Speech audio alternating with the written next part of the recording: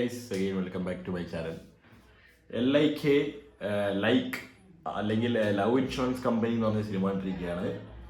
Pradeep Ranganathan, Krithi Shetty, Gouri G Kishan, SJ Surya, Yogi Babu തുടങ്ങിയവരൊക്കെ അഭിനയിച്ച സിനിമയാണ്. ഇത് ഡയറക്റ്റ് ചെയ്തിരിക്കുന്ന വിഘ്നേഷ് ശിവൻ, നമ്മുടെ നാണം റൗഡിതാൻ, പിന്നെ വിജയ് സേതുപതിന്റെ മറ്റൊരു തൊല്ലിയ പടവിൻ്റെ എന്തായിരുന്നു പേര്, മറ്റേ സമന്തയും നയൻതാരയൊക്കെ ഉള്ളത്. ഇതിന്റെ പ്രൊഡ്യൂസർ നയൻതാര തന്നെയാണ്. പുള്ളിക്കാരിയും മറ്റേ SS ലളിത് കുമാർ, നമ്മുടെ 7 സ്ക്രീൻ സ്റ്റുഡിയോസ് ആ മച്ചാനും കൂടിയാണ് ഈ സംഭവം പ്രൊഡ്യൂസ് ചെയ്തിരിക്കുന്നത്.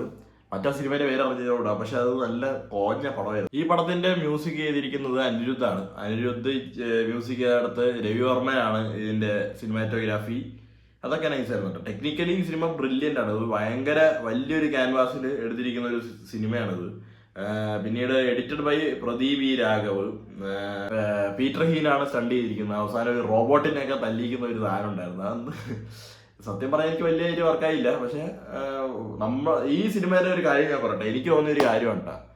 പ്രദീപ് രംഗനാഥൻ, SJ സൂര്യ, ഇതിൽ ആരെങ്കിലും ഒരാളില്ലായിരുന്നെങ്കിൽ സിനിമ അലമ്പായനെ. എന്ന് വെച്ചാൽ ഇപ്പോഴേ എനിക്ക് ഷോ കളിച്ച് തന്നെയാണ് ഞാൻ ഇരിക്കുന്നത്. എനിക്ക് അത്ര വലിയ പോസിറ്റീവ് ഇമ്പാക്റ്റ് ഒന്നുമല്ല ഈ സിനിമയിൽ കിട്ടിയിരിക്കുന്നത്. പക്ഷെ ഇവര് രണ്ടുപേരിൽ ഒരാളില്ലായിരുന്നെങ്കിൽ സിനിമ കയ്യിന്ന് പോയിന്ന് മാത്രമല്ല, നല്ല കൂറ സിനിമയായി മാറിയത്. ഇവരിങ്ങനെ പരസ്പരം അടിച്ചു നിൽക്കുന്നതുകൊണ്ട്, കാരണം ക്യാരക്ടേഴ്സ് എല്ലാം മണ്ടന്മാരാ, അത് ഞാൻ പറഞ്ഞുതരാം. ഇവരുടെ രണ്ടുപേരുടെ ഒരു ഓറ, ഇവരുടെ ഡയലോഗ് ഡെലിവറി കാര്യങ്ങൾ, ഇവരുടെ വോയിസ് മോഡുലേഷൻ, ഇവരുടെ ഇംപ്രൊവൈസേഷൻ, ഇവിടെയൊക്കെ വരുന്ന കാര്യങ്ങളിലാണ് ഈ സിനിമേന്റെ ചിലയിടത്തൊക്കെ നമുക്കൊന്ന് ഓണായിട്ടിരിക്കാൻ പറ്റുന്നത്. ഇവരുടെ നല്ല നെടുകിട ഡയലോഗ്സും കോമഡീസും ആ കാര്യങ്ങളൊക്കെ ഉള്ളത് കൊണ്ട്. കൃതി ഷെട്ടി പുള്ളിക്കാരിയെ കാണാൻ കൊള്ളാം, നല്ല അപ്പീലിംഗ് ആയിട്ട് കാണിച്ചിട്ടുണ്ടെന്നല്ലാതെ വേറെ എന്തോന്നാണ് പുള്ളിക്കാരി സിനിമയിൽ ചെയ്തിരിക്കുന്നത്. എനിക്ക് പുള്ളിക്കാരുടെ ഒരു ക്യാരക്ടറെ ഒട്ടും വർക്കായിട്ടില്ല. നമുക്ക് അറിയാം ഇനി ഭാവിയിൽ ഇങ്ങനെ ഉണ്ടാവും, ഇങ്ങനെ ഫോൺ അഡിക്ഷൻ ഒക്കെ ഉള്ളവരോ അല്ലെങ്കിൽ ആപ്പ് പറയുന്നത് നമ്പി നടക്കുന്നവരോ അങ്ങനെ ഇഷ്ടംപോലെ ആൾക്കാരൊക്കെ ഉണ്ടാവും. പക്ഷെ എനിക്ക് ഈ ഒരു കഥാപാത്രം ഒട്ടും വർക്കായില്ലേ. അതേ സമയത്ത് ഗൗരി ജി കിഷന്റെ ആ ഒരു കഥാപാത്രം അതെനിക്ക് പിന്നെയും കുറച്ചും കൂടി ഇഷ്ടപ്പെട്ടു എന്ന് വേണമെങ്കിൽ പറയാം. അതില് ഇമോഷൻസ് എവിടേക്കോ കുറച്ച് കൺവേ ആയതുപോലെ. പഴയ ധനുഷിന്റെ പടത്തിലെ പരിപാടി തന്നെയാണ് അവർ പിടിച്ചിട്ടുള്ളതെങ്കിലും ഈ ഒരു പടത്തിലെ മെയിൻ പ്ലോട്ട് എന്ന് പറയുകയാണെങ്കിൽ ഈ ലവ് ഇൻഷുറൻസ് കമ്പനി എന്ന് പറഞ്ഞൊരു കമ്പനി ഒരു ആപ്പും പിന്നെ ഡിവൈസസ് ഒക്കെ ലോഞ്ച് ചെയ്യുന്നു. അതൊക്കെ ഓരോരുത്തരും വാങ്ങിക്കുന്നു. അപ്പോൾ കപ്പിൾസിന്റെ ഇടയിൽ അല്ലെങ്കിൽ ലവേഴ്സിന്റെ ഇടയിൽ അവരെ എത്രത്തോളം ഇഷ്ടപ്പെടുന്ന ഒരു ലവ് സ്കോർ വഴി കാണിക്കുകയും ഇനി അവരുടെ ഇടയിൽ ഒരു ബ്രേക്കപ്പ് ഉണ്ടായ ആരുടെ ഭാഗത്താണ് തെറ്റെന്ന് ചൂണ്ടിക്കാട്ടി പെനാൽറ്റി ക്ലെയിം ചെയ്യുകയും എന്ന് വെച്ചാൽ ഇവരുടെ ഒരു ലവിന്റെ ഒരു സ്ട്രെങ്ത്നെസ്സും കാര്യങ്ങളൊക്കെ എത്രത്തോളം നല്ല കട്ടയാണ് എന്നുള്ളത് പറയുന്ന ഒരു കമ്പനി.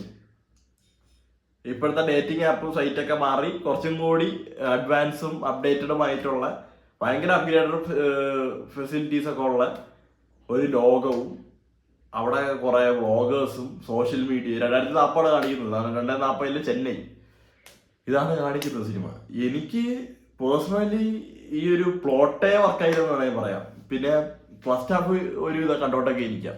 അപ്പൊ നായകൻ ഈ മൾട്ടിനാഷണൽ കമ്പനീനെ വെല്ലുവിളിക്കുകയാണ്, ഇങ്ങനെയൊന്നും അല്ല, ഞാൻ തെളിയിച്ച് കാണിച്ചു തരാം, ഇതിന്റെയൊക്കെ ഇതൊന്നുമല്ല, ഹാർട്ട് ടു ഹാർട്ട് കണക്ഷനാണ് മെയിൻ, അങ്ങനെയൊക്കെയാണ് പണ്ടെല്ലാവരും ഉണ്ടായിരുന്നത്. അപ്പൊ ആ ഒരു രീതിയിലുള്ള ഒരു ആപ്പും പരിപാടിയും SJ സൂര്യ മറ്റേ അതാണെങ്കിൽ ഒരു ചീള് പയ്യൻ ഓർഗാനിക് വേൾഡ് എന്ന് പറഞ്ഞ് മൊബൈലൊക്കെ എടുത്ത് കാട്ടിക്കളയാൻ പറഞ്ഞ് ഓരോ പിള്ളേരടുത്തും പറഞ്ഞ് ഡി അഡിക്ഷൻ സെന്റർ പോലെ മൊബൈൽ ഉപയോഗിക്കുന്നവരൊക്കെ കൊണ്ടിടുന്ന വലിയൊരു പ്രസ്താവനയുടെ മുതലാളിയാണ് ഇവരുടെ തന്ത.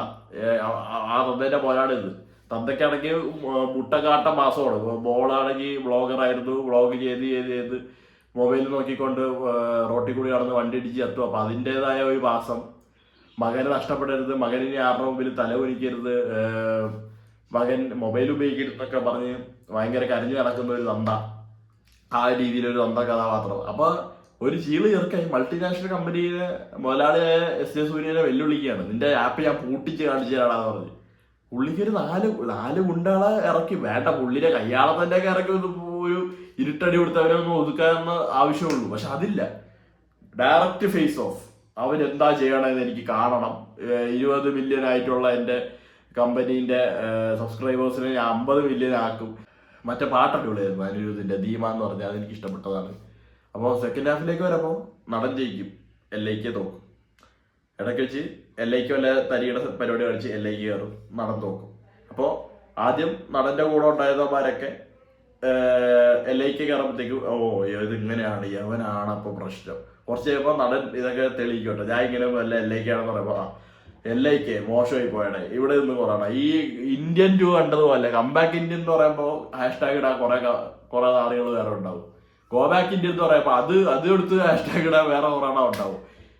ആ ഒരു ലോജിക്കൊന്നും നോക്കിയിട്ടൊന്നല്ല, ഇതവര് മലകളുടെ രീതിയിലാണ് എടുത്തിരുന്നെങ്കിൽ ഞാൻ എൻജോയ് ചെയ്തേനെ. അങ്ങനത്തെ പടങ്ങളൊക്കെ ഞാൻ എൻജോയ് ചെയ്യാറുള്ള. ഇത് എന്തൊക്കെയൊക്കെയോ സീരിയസ് ഒക്കെ ആക്കാൻ നോക്കി, എന്തൊക്കെയൊക്കെയോ സീൻസ് കാണിക്കുന്നു.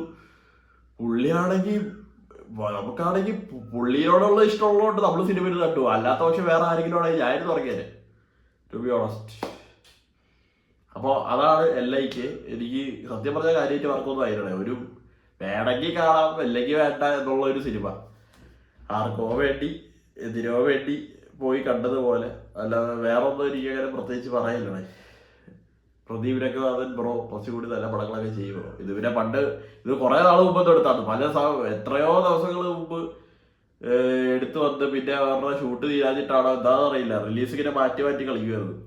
സെപ്റ്റംബർ, ഒക്ടോബർ, ഡിസംബർ അങ്ങനെ പറഞ്ഞു അവസാനം ഏപ്രിലിൽ ഇറക്കി വേണം ഭാഗ്യത്തിന്. ഡ്യൂഡിനൊപ്പം എന്തോ റിലീസ് പറഞ്ഞാൽ തോന്നുന്നു, അതിന്റെ ഒപ്പം റിലീസ് വെക്കാതെന്തോ പറഞ്ഞു നിന്നിട്ട് പിന്നെ മാറ്റി വന്നാണെന്നാണ് എനിക്ക് തോന്നുന്നത്. അപ്പൊ അതാണ് LIK. ഞാൻ പറഞ്ഞില്ലേ, ഈ ഇവരുടെ 2 പേരുടെ കഥാപാത്രം ഉള്ളതുകൊണ്ട് അതിനെ മാത്രം കണ്ടോണ്ടിരിക്കാം. അത്യാവശ്യം നല്ലോണം അവർ 2 പേരും ചെയ്തിട്ടുണ്ട്. ബാക്കി ഒന്നും അസഹനീയോടെ മറ്റേ VFX CGI പരിപാടി എല്ലാവരും നല്ല രീതിക്ക് തന്നെ ചെയ്തിട്ടുണ്ട്. നല്ല ബഡ്ജറ്റ് എറിഞ്ഞ് ആ ഒരു കളറിങ് ആയാലും ഇവരുടെ കോസ്റ്റ്യൂംസ് ആയാലും മൊത്തത്തിൽ ആ ഒരു സെറ്റ് പിടിച്ചിരിക്കുന്നതായാലും അതൊക്കെ എല്ലാം സെറ്റ് വർക്ക് കാര്യങ്ങൾ, കോസ്റ്റ്യൂംസ്, VFX CGI പരിപാടി, കളർ ഗ്രേഡിങ്, എഡിറ്റിംഗ് എല്ലാം അതിൻ്റെ വഴിക്കായിട്ട് നല്ല ടെക്നിക്കലി അടിപൊളിയാണ്. നല്ല രീതിയിൽ നമുക്ക് കണ്ടോണ്ടിരിക്കാനുള്ള സംഭവമുണ്ട്. പക്ഷെ സിനിമയുടെ കഥ ഒരു തൊലിഞ്ഞ കഥയായി പോയി എന്നാണ് എനിക്ക് തോന്നിയത്. പിന്നെ ജനനായകന്റെ വിഷയം എല്ലാവരും അറിഞ്ഞു എന്ന് ഞാൻ വിശ്വസിക്കുന്നു. നല്ല തൊലിഞ്ഞ പരിപാടിയായി പോയി കാണിച്ചു വെച്ച്. ഏതവരാണ് അത് ഇറക്കി വിട്ടത്? എന്ത് കാര്യം ഉണ്ടായിട്ടാണ്? ഇപ്പം പലവരും പല പക്ഷവും പറഞ്ഞുകൊണ്ട് എനിക്ക് എന്താണ് ഇതിന്റെ റിയാലിറ്റി എന്ന് അറിയില്ല. പൊളിറ്റിക്സ് പരമായിട്ടാണോ വേറെ വല്ല പ്രശ്നങ്ങളോ കൊണ്ടാണോ അതോ ഇനി സെൻസർ ബോർഡിനെ വെല്ലുവിളിക്കാൻ വേണ്ടിയാണോ ഒന്നും എനിക്ക് അറിഞ്ഞൂടാ. 3 മണിക്കൂർ പ്രിന്റിന്റെ ലിങ്കൊക്കെ വന്നിരിക്കുകയാണ്. അതൊക്കെ ഇരുന്ന് കാണാൻ വേറെ കുറെ മാരും. ഇനി ആ സിനിമയൊക്കെ ഒന്നെങ്കിൽ പെട്ടെന്ന് ഇറക്കണം, അല്ലെങ്കിൽ പിന്നെ ഇറക്കൂല. ആ പ്രൊഡ്യൂസറൊക്കെ ഉണ്ടാവണം നഷ്ടത്തിനെ കുറിച്ച് ആലോചിച്ച് നോക്കിയാണ്. ഏത് തരത്തിലുള്ള സിനിമയ്ക്ക് ആയിക്കോട്ടെ, സിനിമ ചിലപ്പോൾ നല്ലതായിരിക്കാം മോശമായിരിക്കാം. നിങ്ങള്